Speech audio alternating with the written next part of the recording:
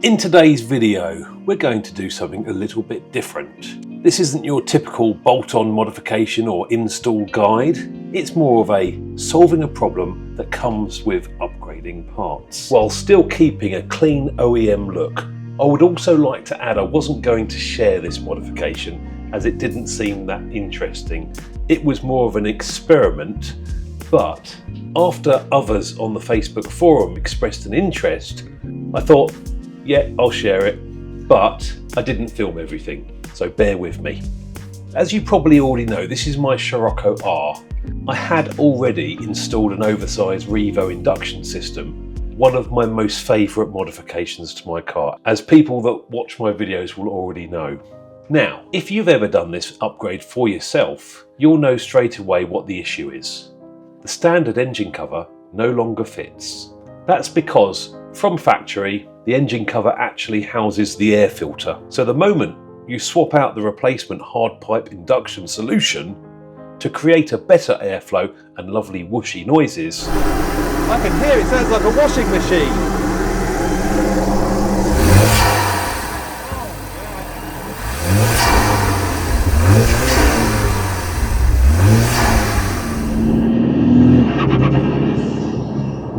There's physically no room to put the old cover back on. Most people, including myself, just leave it off. Job done. But for me, it bothered me. The engine looks naked, it looks unfinished and frankly ugly. I mean, look at it. Doesn't it look rubbish? Some people will garnish it with extra modifications like catch cans and R8 ignition coils, but I would prefer just to hide it all.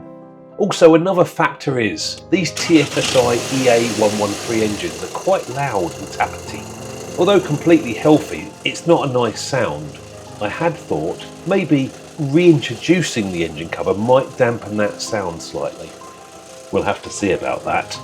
If you've spent any time on the Facebook forum groups, you'll probably have seen those people suggesting you use a TTS engine cover as a workaround. And yes, technically it does fit, but in my opinion, it doesn't really look right. And you've got Audi branding instead of VW, which just feels a bit off. On top of that, they're not exactly easy to find, and when they do come up, they're usually £250, which for what it is feels pretty steep. So, if we want to run with the engine cover, we now need to modify it. It keeps the car looking correct, and it costs nothing if you're willing to put the time in. The standard engine cover, which you can see here, as I said earlier, incorporates the panel air filter and dominates the engine bay. As I already said, I wasn't planning on filming this modification, so at this point I have already split the engine cover into 3 parts and hacked off quite a lot of plastic, concentrating mostly on the top and right side. You can see I have reduced the size, carefully cutting and reshaping so that it fits over the engine and clears the larger intake, and more importantly, still looks complete and as close to standard as possible. The goal here isn't to show off the modification, it's actually the opposite. I want everything to look OEM. Okay, so this was one of the numerous test fits. It was at this point I realised I should probably be filming this for all of you. Let's take a look and I'll show you what's been removed so far with the aid of my trusty multi-tool. This is a metal heat shield which was mounted to the underside of the engine cover. You can see it here and here. One would assume to protect from the heat of the turbo. This shield can't be reused as the attaching part of the engine cover has since been completely removed.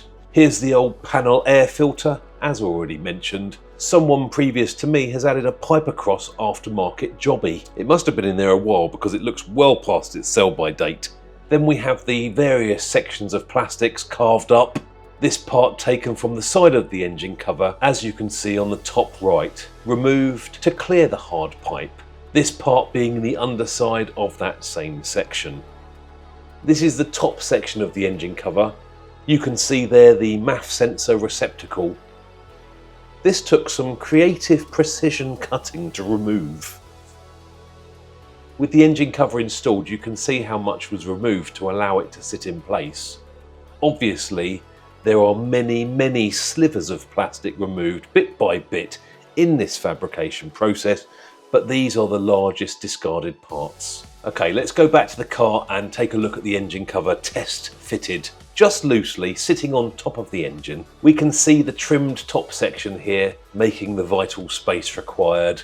We have the MAF sensor mounted into the hard pipe now. Moving down the induction pipe, we can see the corner that was removed. This part was my least favourite part of the finished cut, as it looks a little bit uncovered, but hey ho, I am being picky, as it's not the end of the world and there are limits to what we can achieve. On the opposite side of the cover, we now once again have the clips to support the breather pipe. A nice touch, I think, as this pipe has just been hanging around for the past year. We're going to remove the cover now and let you have a closer look. Firstly, this is how the cover is mounted to the engine. There are 4 mounts, 1, 2, 3 and 4. These rubber, what I'm going to call grommets, slot into that slot into the corresponding receptacle hole on the underside of the modified engine cover. I was glad to be able to retain 4 mounts for stability and security. Back inside with the engine cover, let's strip it down so I can show you as much detail as possible what needs to be cut. Removing these screws will allow the top section of the engine cover to be split from the underside section.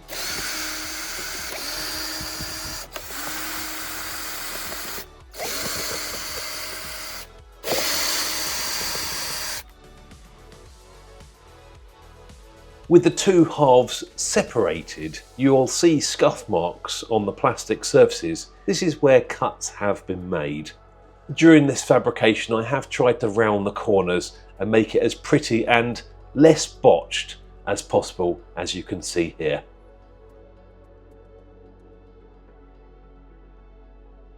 Back on the top section, and we can see the scuff sections once again as witness marks of the cuts that have been carried out.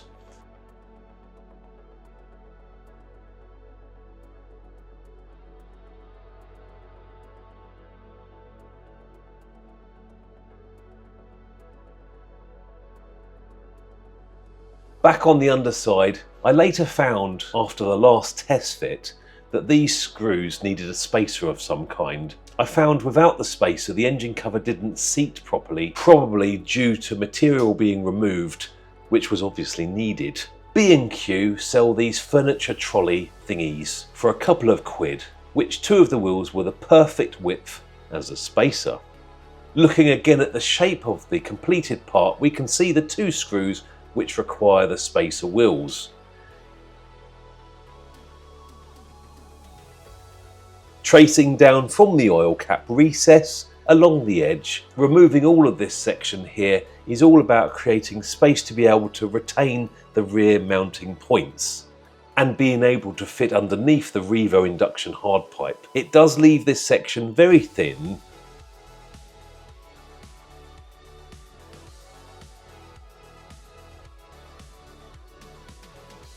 here for final assembly. This is where the 4 rubber grommets will be inserted. If you find these fiddly, you might need some lube. Then most of the screws securing the 2 parts together are still in place.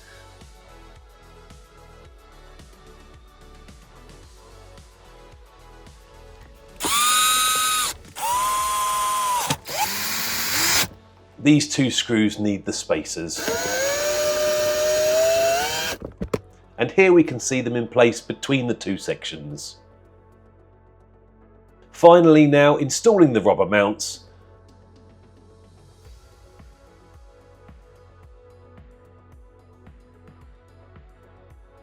I did manage it without the aid of any lube.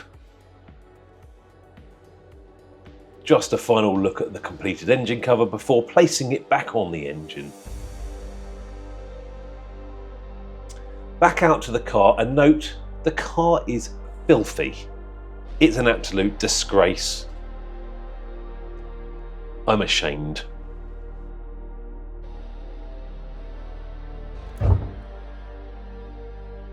When installing the engine cover, you need to feed it underneath the induction pipe towards the rear fixing digits.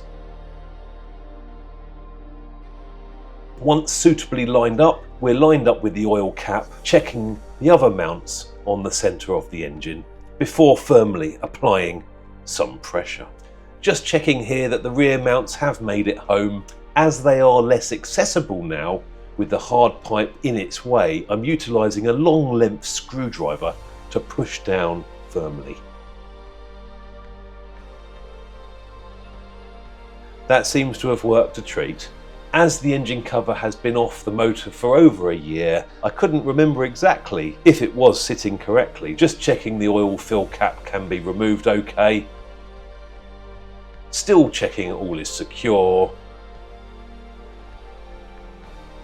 And remember these pipe clips. Now we can install the breather pipe.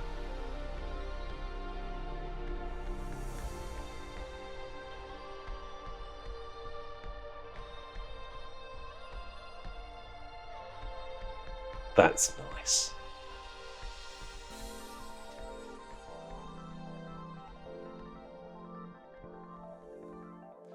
So here we are guys, I've just given the engine cover a bit of a clean, and a year after celebrating the installation of my Revo air filter solution, the job is now officially complete. You have to agree the engine bay does look much tidier. It's like the best of both worlds, with the wicked open induction cone filter